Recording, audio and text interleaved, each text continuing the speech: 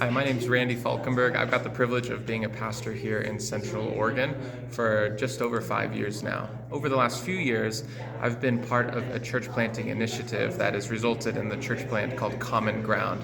Our mission is to grow a movement of Jesus followers who reflect his heart in the communities of Central Oregon.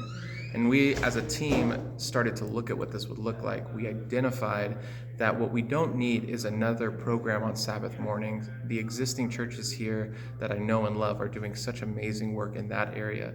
What we need more of is homes and more neutral environments where people can come with friends and family and coworkers to meet Jesus and meet his people.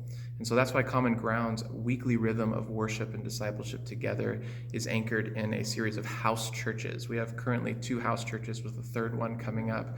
Those meet weekly together, and then once a month our house churches come together for what we call Common Ground Gathers, which is a time of food, a celebrating of what God is doing in our community, and looking to what we're going to be discussing in our house churches, which we call life groups, going forward.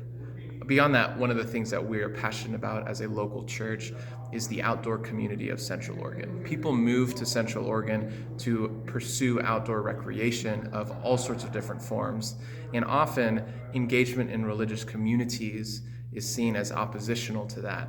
But we want to instead, as a community, step into those spaces with a lot of intentionality, serving, meeting people where they are, and actually saying, could it be that through the communities and the spaces in God's creation, people can come to know God, and why don't we be at the front line of that instead of something getting in the way of that?